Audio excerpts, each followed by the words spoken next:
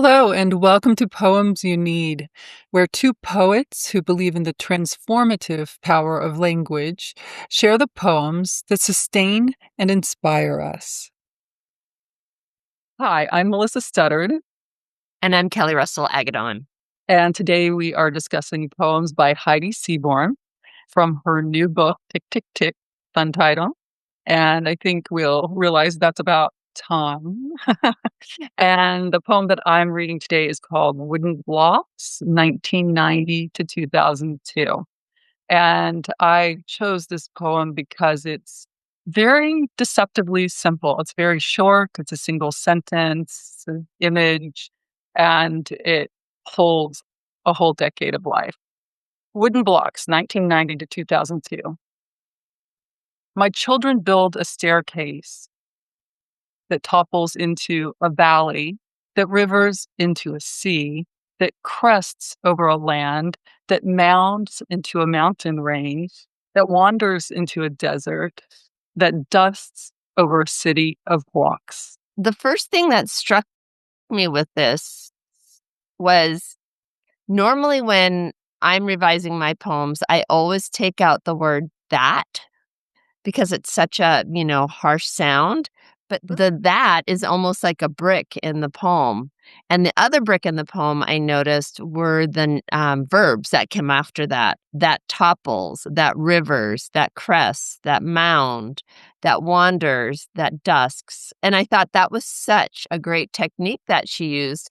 And the one thing that I keep coming back to is like that this is just one sentence and it Yeah, has so many verbs in it, and how we always, not always, but a lot of times on when we do Poems You Need, we talk about like what would be a really good prompt.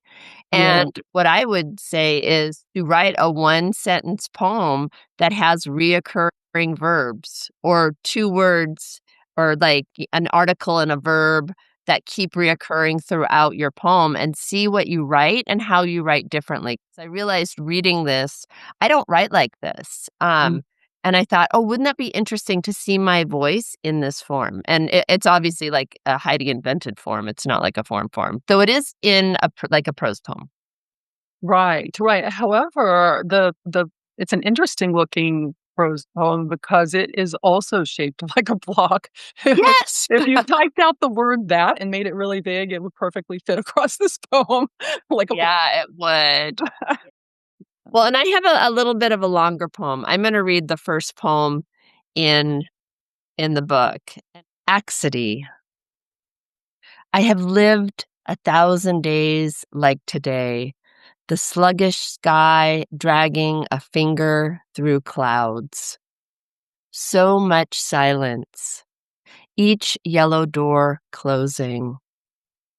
The bowl of fruit carefully arranged so the apples don't spoil the bananas.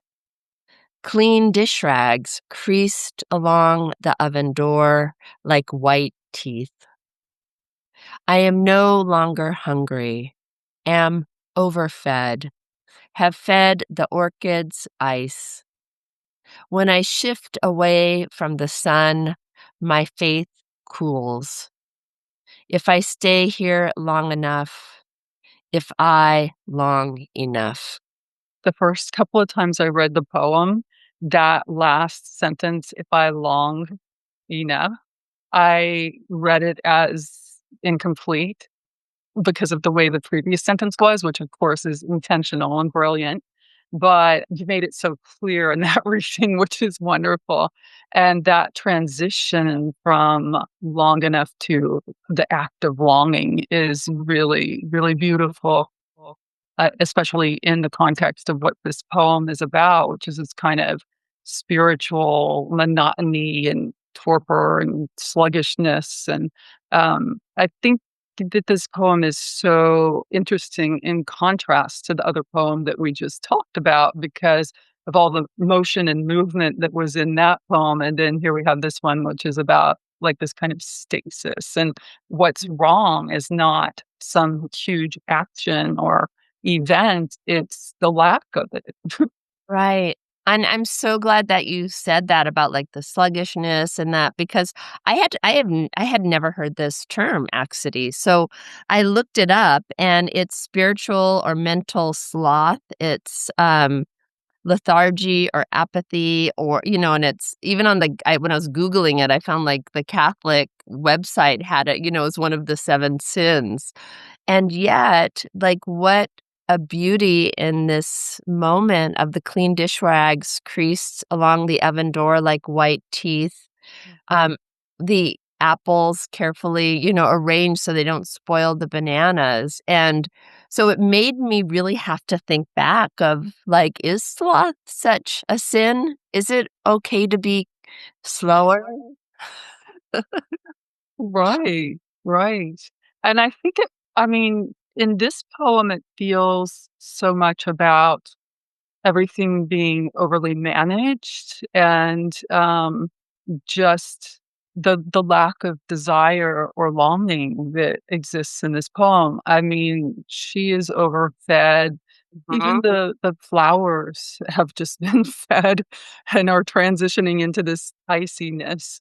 And yeah, everything just feels kind of like sealed off or something in this poem, and it feels almost like and there are those images of closing too, right? Like the closed doors, and, she's just, like, enclosed in this, state of existence that is unsatisfactory, but also not really longing for anything else, and even at the end of the poem, the longing that she wants to have be enough is still kind of not igniting, you know? Right. Yeah. Well, and when you said overfed, it made me think of, well, if Accidie is sloth and that's a 7th sin, overfed would be gluttony. And then I was like, well, wouldn't it be interesting to write a poem where all of your 7, like to use 7 images and each of them to represent one of the deadly sins? Kelly, you are bringing the prompts today, and I love it. I really love it. Oh my gosh. Yeah. Yeah, and I was really satisfied with that ending because I also, the first time I read it, you know, read it, like, if I long enough, but that's something I noticed between the poems is Heidi can create her own verbs, and I love it when poets do that, like, that rivers. I never think of river as a verb, but to hear it as a verb is really satisfying. So, I like it, like, even when younger people say about, like, I'm adulting." Oh, yes, Yeah. right. Yeah, well, these were 2 really great poems from this book, and I really love the way Heidi does use time throughout the book. Yes. So, thanks to Heidi for these beautiful and versatile poems. Yeah, thank you, Heidi. It was a great to share your book with the world. Yes. Until soon. Tick, tick, tick.